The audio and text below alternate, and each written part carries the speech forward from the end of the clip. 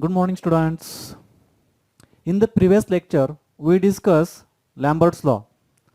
Now, in this lecture, we discuss Lambert-Beer's law, or sometimes called as a Beer's law.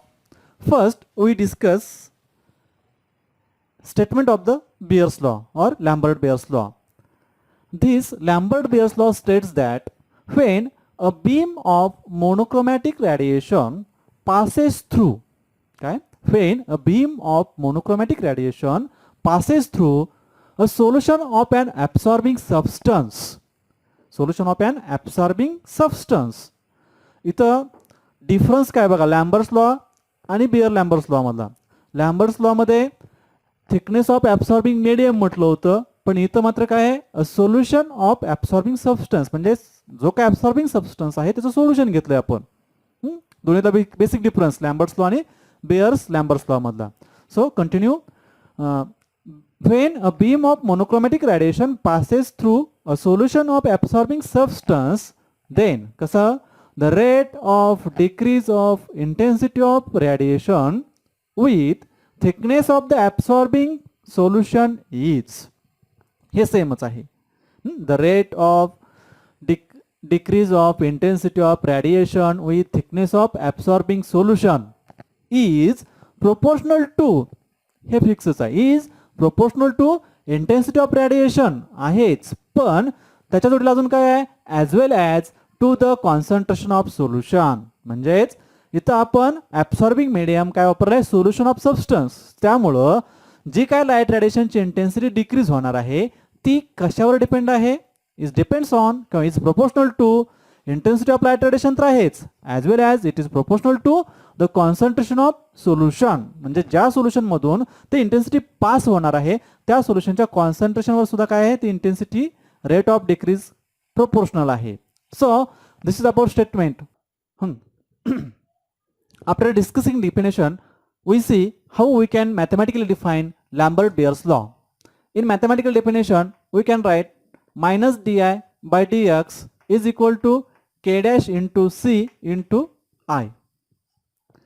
di काय represent करताय, दिस di represents infinitesimal small decrease in intensity of radiation, कधी, after passing through infinitesimal small thickness of absorbing solution. Absorbing सोल्युशनच्या एवढ्या small distance मधून dx इतक्या small change मधून pass झाल्यानंतर जी इंटेन्सिटी असेल त्याला काय म्हणू आपण, di.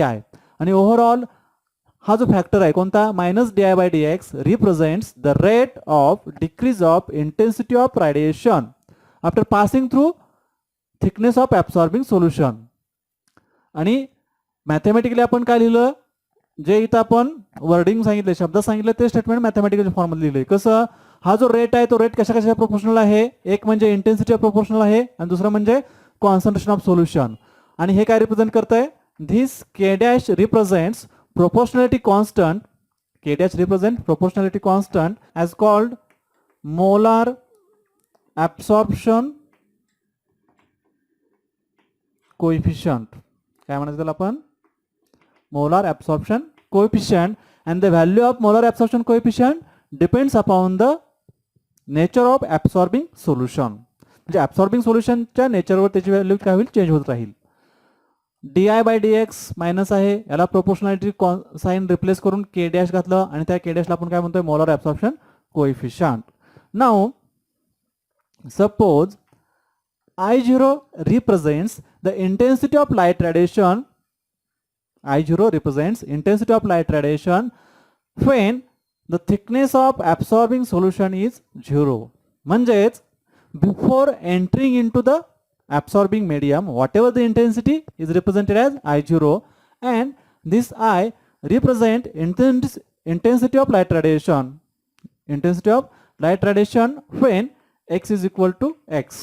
म्हणजेच x इतक्या थिकनेस मधून पास झाल्यानंतर जी इंटेन्सिटी असेल त्याला आपण काय म्हणूया, I, and this intensity of light radiation after passing through distance x can be determined by integrating this equation between the limits I0 to I and x0 to x. या limit मध्ये याला integrate करून आपण I ची value determine करू शकतो. So taking integration same quantity एका ठिकाणी घेऊया आपण D I by I having limits I0 to I is equal to minus k dash constant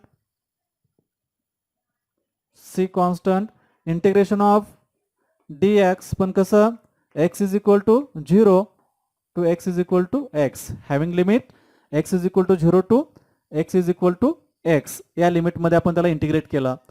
on integration we can write ln I upon I0 is equal to minus k dash c x minus k dash c x. ln चं conversion आपण log base to 10 ला करूया. After multiplying 2.303 we can write log base to 10 I upon I0 is equal to minus k dash c x. Rearranging this we can write log base to 10 I upon I0 is equal to कसं लिहिता येईल पहा minus k dash 2.303 into c into x minus k dash k dash ला काय केलं 2.3 ने divide केलं या साईडला इक्वल साइनच्या या बाजूला घेतलं. नेक्स्ट स्टेप मध्ये log base to 10 I upon I0 is equal to epsilon cx epsilon cx. काय आहे epsilon cx तर epsilon represents molar extinction coefficient. Molar extinction coefficient. Now we know optical density D is equal to log base to 10 of I0 upon I.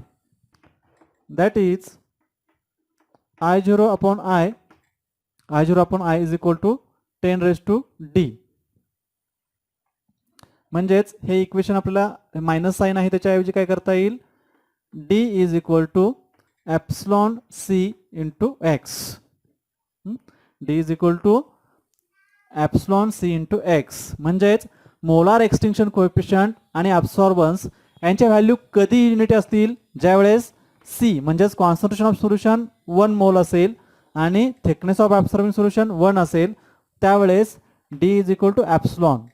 म्हणजेच molar extinction coefficient is equal to optical density or absorbance when the solution has unit concentration and its thickness is also unit. Then under that condition these two quantity becomes same. That means molar extinction coefficient is equal to optical density or absorbance.